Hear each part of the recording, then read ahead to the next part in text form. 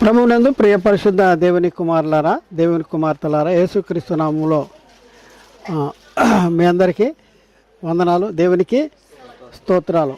ప్రియులారా, ఈరోజు మన మన పాఠము యేసుక్రీస్తు సెలువులో మాట్లాడినటువంటి ఒక మాట మనం పరిశీలన చేద్దాం. యోహాను సువార్త 19వ అధ్యాయము 30వ వచనం. ఈరోజు మన పాఠము సమాప్తమైనది. చూద్దాం. యోహాను సువార్త 19వ అధ్యాయం 30వ వచనం. యేసు ఆ చిరక పుచ్చుకొని సమాప్తమైనదని చెప్పి తల వంచి ఆత్మను అప్పగించెను. చూడండి, గమనించండి ప్రియులారా, సమాప్తమైనది. ఎవరు మాట్లాడుతున్నారు? ఇది యేసు క్రీస్తు వారు మాట్లాడుతున్నారు, యేసు ప్రభు వారు మాట్లాడుతున్నారు. ఏంటి సమాప్తమైనది? సమాప్తమైనది అని అంటే ఎప్పుడు సమాప్తమైనది అంటాం? చిన్నపిల్లలకి అన్నం పెట్టి, అరే తిన్నావా లేదా, అయిపోయిందా లేదా అని అంటాం. అయిపోయిందమ్మా, ఇదిగో పాలు తాగేసానని ఖాళీ చేసేది ఇస్తాడు. లేకపోతే అయిపోయిందనే గిన్నె తీసుకొచ్చి చూపిస్తాడు. అయిపోయింది అంటాడు. అంటే సమాప్తమైంది. మనం కూడా ఏదైనా పని చేసేటప్పుడు, ఇల్లు కట్టేటప్పుడు, లేకపోతే ఇంకా రకరకాల పనులు చేస్తాం. అయిపోయిందండి, పని అయిపోయింది అంటాడు. పని అయిపోయిందంటే అయిపోయింది, సమాప్తమైంది అని అంటున్నాం. అంటే అప్పగించబడిన పని, ప్రారంభించిన పని, అప్పగించబడిన లేక ప్రారంభించిన పని సమాప్తమైంది అనేసి మనకి సామాన్యంగా మనకు తెలుస్తుంది. అయితే యేసుక్రీస్తు వారు సిలువలో మరి ఆయన మాట్లాడుతున్న మాట ఏంటంటే సమాప్తమైనది అనేసి చెప్తా ఉన్నటువంటి పరిస్థితి మనం చూస్తూ ఉన్నాం. అయితే ఏది సమాప్తమైనది? దేని గురించి మాట్లాడుతూ ఉన్నాడు? ఇది మనం అర్థం చేసుకుంటానికి మనం పరిశీలన చేయాలి. యేసుక్రీస్తు వారు సమాప్తమైనది అనేసి ఆయన చెప్తా ఉన్నాడు. మరి మనము సమాప్తమైనదని మనం చెప్పేటటువంటి పరిస్థితుల్లో మనం ఉన్నామా అంటే అసలు యేసుక్రీస్తు వారికి ఉన్న పని ఏంటి, ఆయనకు అప్పగించిన పని ఏంటి, ఆయన చేసిన పని ఏంటి, ఆయన సమాప్తమైంది అని అనటంలో అర్థమేంటి, అది మనకు అర్థమైతే అసలు మనకు కూడా ఏదైనా పని ఉందా? పని ఉంటే ఆ పనిలోనే ఉన్నామా, లేకపోతే ఎదుటింటి వాళ్ళ పనిలో ఉన్నామా, పక్కోడి పనిలో ఉన్నామా, ఆయన పనిలో ఉన్నామా, ఎవరి పనిలో ఉన్నాం? మరి ఆ పని సమాప్తమైందా లేదా? సమాప్తం అవటానికి ఏం చేయాలి?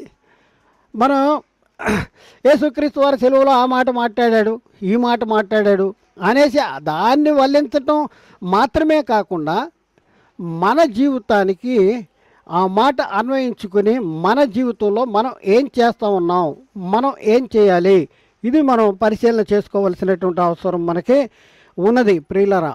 మరి యేసుక్రీస్తు వారికి గురించి మనం పరిశీలన చేస్తే యేసుక్రీస్తు వారికి ఏదైనా పని అప్పగించబడి ఉందా అంటే యేసుక్రీస్తు వారికి పని అప్పగించబడి ఉంది. ఒక పని మనం పరిశీలన చేస్తే యేసుక్రీస్తు వారు దేవుడు ఒక పని మనం పరిశీలన చేస్తే సువార్త ప్రకటించడానికి తండ్రి ఒక వర్తమానాన్ని పంపించాడు. ఆ వర్తమానాన్ని ప్రకటించడానికి యేసుక్రీస్తు వారు వచ్చాడు. రెండోది సత్యాన్ని గురించి సాక్ష్యం ఇవ్వటానికి యేసుక్రీస్తు వారు వచ్చాడు.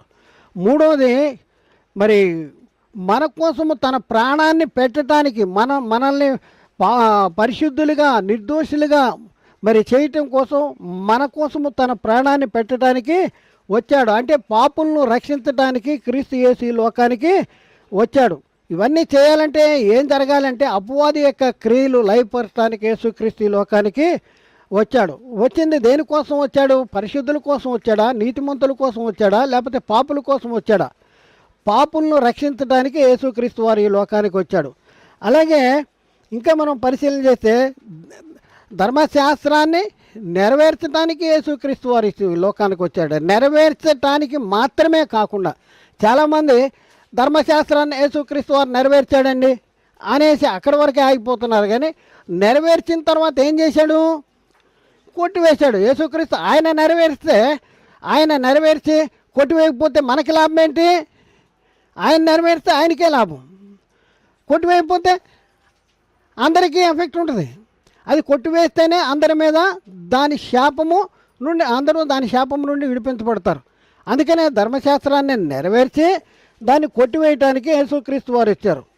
ఇదంతా మనం పరిశీలన చేస్తే మనము ఆయన ద్వారా జీవించటానికి దేవుడు తన సొంత కుమారుని లోకానికి పంపాడు.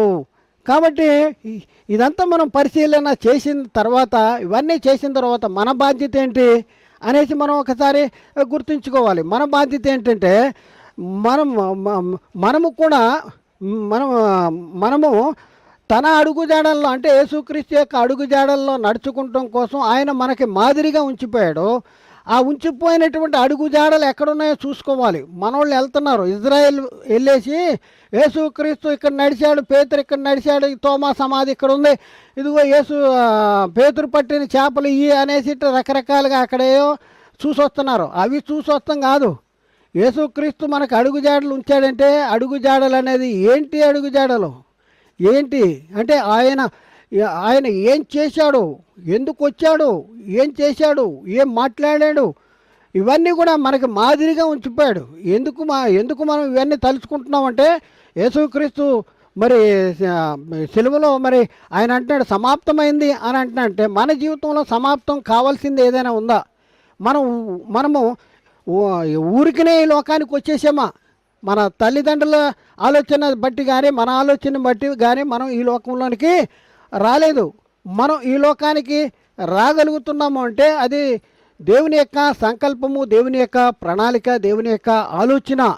కాబట్టి ప్రియులారా, మరి ఈ సంగతులు మనం నేర్చుకుంటున్నప్పుడు మనము కేవలము అయ్యో యేసుక్రీస్తు వారిని అలా సిలువ వేశారు, అలా హింసించారు అనేసి అంత మాత్రమే మనం అక్కడికి ఆగిపోకుండా ఆయన మన కోసము మరి వేసినటువంటి అడుగుజాడలు ఏమున్నాయి, మనము ఆయన అడుగుజాడల్లో మనం ఎలా నడుచుకోవాలి, ఇప్పుడు మన ప్రస్తుతమైనటువంటి కర్తవ్యము.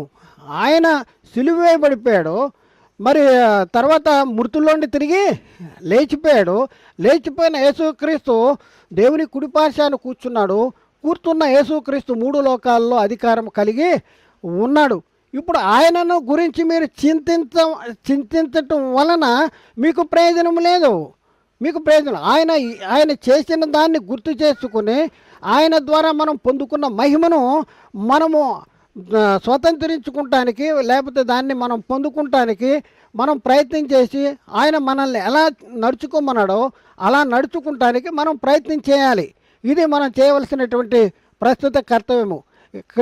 యేసుక్రీస్తు సిలువలో మాట్లాడిన మాటలను కేవలము అక్షరార్థంగా అవి జ్ఞాపకం చేసుకుని ఆయన పడిన కష్టాలు అలా చేశాడు, ఇలా చేశాడు, ఇక్కడ చేశాడు, అలా చేశాడు అనేసి అంతవరకే ఆగిపోవటం కాదు. కానీ మనము ఏం చేయాలి, మన బాధ్యత ఏంటి, ప్రస్తుత కాలంలో మనకి ఏదైనా పని అప్పగిస్తే ఏంటి ఆ పని, ఇది మనం జ్ఞాపకం చేసుకోవాల్సిన అవసరం ఉంది.